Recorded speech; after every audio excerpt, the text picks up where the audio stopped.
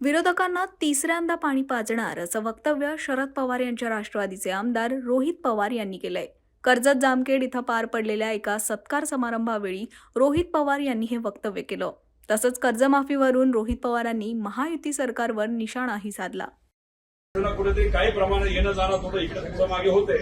माझे विरोधकांना वाटते की उभंच राहणार. म्हणलं ते तुम्ही स्वप्नातच बसा आणि त्या ठिकाणी तुम्हाला तिसऱ्यांदा पाणी पाजणार आहे. विरोधकांनी नोटंकी चालू आहे.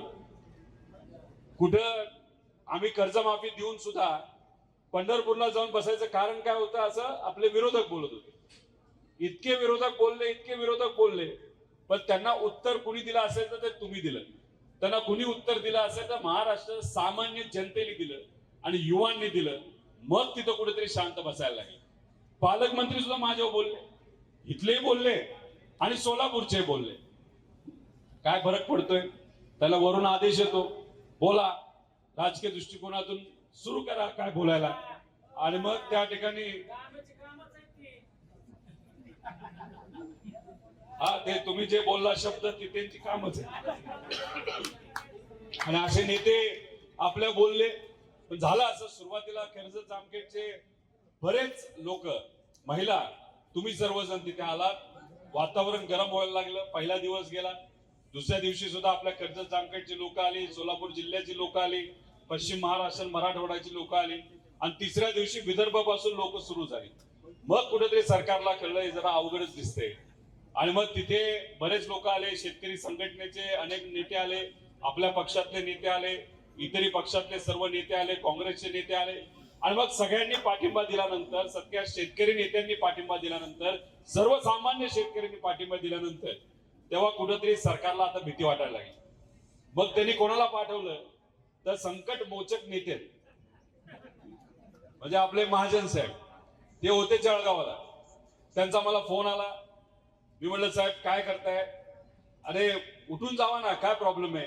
आपण लगेचच उद्या बैठक लावू. आणि आपण फोन मोबाईल ह्याच्यावर बोलायचो स्पीकरवर आणि मीडिया समोर असायची. म्हणलं साहेब यायचं असेल तुम्ही या, आमच्याशी चर्चा करा, मुख्यमंत्री साहेबांची चर्चा करा आणि मग त्याच्यात जर काय निघत असेल वाटा, आम्हाला काय ह्याच्यात राजकारण करायचं नाही. आम्ही कुठला आमचा झेंडा घेऊन बसलेलो नाही. आम्ही शेतकऱ्यांचा फोटो घेऊन बसलोय आणि विठोबारायांचं तिथं मूर्ती घेऊन बसलेलो आहे. याच्यात आम्हाला कुठेही काय राजकारण करायचं नाही. आम्हाला काय करायचं तर आमच्या शेतकऱ्याला न्याय द्यायचा आहे. फोनवर बोलले. चर्चा काय झाली की चला उद्या परवा आपण बसूया, अधिवेशन सुरू होण्याच्या आधी बैठक करू आणि तुम्ही ज्या मागण्या करत आहात त्या योग्यच आहे, त्याच्यावर चर्चा करून मार्ग काढू. तुम्ही ऐकलं असेल ते ह्याच्यावर स्पीकरवर चालू होतं, सगळं टीव्हीवर चालू होतं आणि आपलं काय मत होतं की कशाला राजकारण करायचंय. अजून 4-5 दिवस आपण बसू शकलो असतो. अख्ख्या महाराष्ट्रातून लोक अजून मोठ्या प्रमाणात आले असते. पण मग जर सरकारच म्हणते बसायचे, मुख्यमंत्र्यांना जर फोन झाला असेल, मुख्यमंत्री साहेब फोनवर बोलतायत की नाही आपण बसून मार्ग काढू, तर मग आपण त्यात राजकारण करणार नव्हतं. आम्ही म्हणलं ठीक आहे. आणि आपली काय अपेक्षा होती, पंढरपूर सारख्या पवित्र भूमीमध्ये कोण येऊन खोटं बोलणार आहे? कुठलं सरकार येऊन धाडस करणार आहे खोटं बोलायला? त्यामुळे मग आपण म्हणलो ठीक आहे, तुम्ही म्हणत असाल अधिवेशन सुरू होण्यापूर्वी आम्ही मुख्यमंत्री साहेबांना भेटतो, चर्चा करतो आणि आमच्या या 38 लाख शेतकऱ्यांचा विषय मार्गी लागला पाहिजे. आणि मग तिथं ते म्हणाले चला पाणी प्या. म्हणलं साहेब तुमच्या हातून नाही पिणार. एक सामान्य परिवारातून वारकरी संप्रदायाचे जे काही नवरा पती पत्नी तिथं आले असतील, त्यांच्या हाती आम्ही पवित्र नामदेव पायरीला तिथं जाणार आणि त्या पवित्र पायरीच्या इथं आम्ही आमचं आंदोलन तिथं सोडणार. ठीक आहे म्हणले. आम्ही गेलो, सोडलं आंदोलन. आम्हाला वाटलं आता उद्या फोन येईल. फोन काय आला नाही.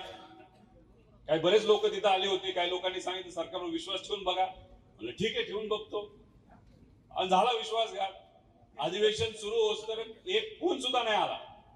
आणि मग जेव्हा आपण डिक्लेअर केलं की आता आम्ही चाललो छत्रपती संभाजीनगरला आणि त्या भूमीमध्ये जाऊन आपण शेतकऱ्याचं आंदोलन तिथं मोठं करणार, तेव्हा आम्हाला फोन आला संकट मोचक मंत्री महोदयांचा.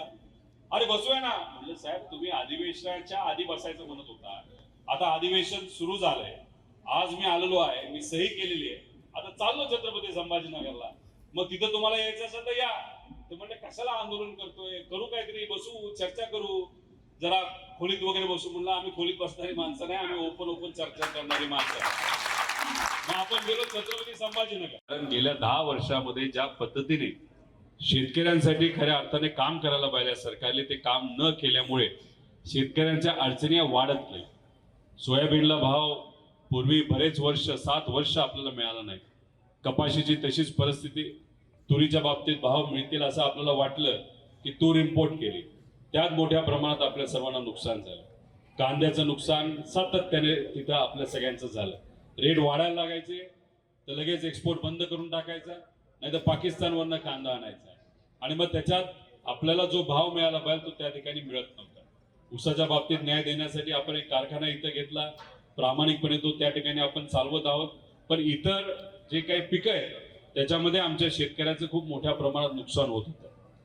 त्यात खतं सगळेच भाव वाढले, फक्त युरियाचा भाव वाढला नाही. पण युरियाचा भाव वाढला नसला तरी त्याच्यावर लिंकिंग भरमसाठ त्या ठिकाणी केलं जातं. आणि मग ह्याली काय झालं, एका बाजूला पिकाला भाव आपल्याला मिळत नव्हता आणि दुसऱ्या बाजूला आपला खर्च वाढत होता, आणि त्यामुळे आमचा शेतकरी तिथं अडचणीत येत होता. आणि जेव्हा शेतकरी अडचणीत येतो तेव्हा मजूर साहजिकच अडचणीत येतो, कारण शेतकऱ्याला त्याच्या हातात पैसा नसेल तर मजुराला तो पैसा कसं देणार, अनेक दिवस काम कसं देणार. त्यामुळे आर्थिक जी आपली ग्रामीण आर्थिक व्यवस्था असते ती मोठ्या प्रमाणात अडचणीत ती आली होती. आणि फक्त जामखेडचीच आली होती असं नाही, कर्जतची आली होती, अहिल्यानगर जिल्ह्याची आली होती, या महाराष्ट्राची आली होती. आणि मग कुठं ना कुठंतरी या शेतकऱ्यासाठी लढावं अशी भावना आपली नेहमी तिथं असतेच. मजुरासाठी लढावं, युवांसाठी लढावं, महिलांसाठी लढावं. आणि त्या अनुषंगाने जेव्हा कर्जमाफी जाहीर झाली आपण सरकारचं अभिनंदन केलं. पण मग जेव्हा GR बाहेर निघाला, त्या GRचा आपण अभ्यास केला, तुम्ही अभ्यास केला, आपण अभ्यास केला, तेव्हा कुठेतरी जाणवलं की 35,000 कोटीची कर्जमाफी जाहीर झाली असली शेतकरी आणि 60 ते 65% शेतकरी हे वंचित राहणार होते. मग जर शेतकऱ्यावर अन्याय होणार असेल आणि जर ते माहिती असताना सुद्धा पवार जर शांत बसत असतील तर ते पवार कसले. त्यामुळे आपण भूमिका घेतली की आदरणीय पवार साहेबांच्या मार्गदर्शनाखाली आपण सर्वजण काम करतो, आणि जेव्हा खऱ्या अर्थाने सामान्य लोक अडचणीत असतात तेव्हा लढा हा आपल्याला हातामध्ये घ्यावाच लागतो. आणि मग त्या अनुषंगाने आपण सरकारला विनंती केली होती की अजून वेळ गेलेला नाही, तुम्ही यात लक्ष घाला. आणि 2019ची जी अट टाकली, कारण ते सांगत होते 55 लाख शेतकऱ्याला मदत होईल, पण 38 लाख शेतकऱ्यांनी 2019 मध्ये त्यावेळेच्या कर्जमाफीचा लाभ घेतला होता. जर तुम्ही अट टाकली असेल की 2019ला ज्या शेतकऱ्यांनी लाभ घेतलेला आहे त्या शेतकऱ्यांना जास्तीत जास्त 50,000 रुपयाची मदत आम्ही देणार आहोत, 50,000च्या पुढे आम्ही कर्जमाफी त्या 2019च्या शेतकऱ्यांना देणार नाही, अशी अट जी टाकली, त्यामुळे साहजिकच 38 लाख शेतकऱ्यांवर अन्याय होणार होता. आणि जे रेग्युलर शेतकरी आहेत असे 14 लाख शेतकरी आहेत आपल्या या महाराष्ट्रामध्ये, त्यांना काय सांगितलं होतं की 3 वर्ष सलग तुम्ही जर कर्जफेड केली असेल आणि त्याच्यात 26-27 जे वर्ष अजून संपलंच नाही, अजून वर्ष 9 महिने आहेत ते वर्ष संपायला, तर त्या वर्षात सुद्धा शेतकऱ्यांनी रेग्युलर कर्जमाफी जर रेग्युलर भरला असेल कर्ज तर त्यांना कर्ज मिळणार, म्हणजे त्यांना अजून 9 महिने वाट बघावी लागेल आणि त्यानंतर त्यांना तिथं पैसे मिळणार होते. मग याच्यामुळे 38 लाख आणि 14 लाख असं एवढ्या मोठ्या प्रमाणात शेतकऱ्यांवर अन्याय होणार होता. 10 जूनला मुंबईमध्ये आपल्या पक्षाचं तिथं संमेलन होतं, आणि मग त्या संमेलनामध्ये आम्ही पवार साहेबांना विनंती केली. पवार साहेबांनी आम्हाला सांगितलं होतं तुम्ही तसं उपोषण वगैरे करू नका, कारण उपोषण जर करायला तुम्ही बसला तर सरकार येईल नाही येईल आपल्याला माहित नाही. तेव्हा आम्ही आदरणीय पवार साहेबांना विनंती केली होती, साहेब आजपर्यंत तुम्ही शेतकऱ्यासाठी लढला, मजुरासाठी लढला, युवांसाठी लढला, महिलांसाठी लढला, महाराष्ट्र धर्मासाठी लढला, आता आमची वेळ आलेली आहे या महाराष्ट्रासाठी लढायची. त्यामुळे आम्ही निर्णय घेतलेला आहे पवित्र भूमी पंढरपूरला जायचं आणि तिथे शेतकऱ्यांबरोबर बसून आमच्या अन्नदात्यासाठी म्हणजे शेतकऱ्यासाठी अन्नत्याग आंदोलन आम्ही तिथं करणार.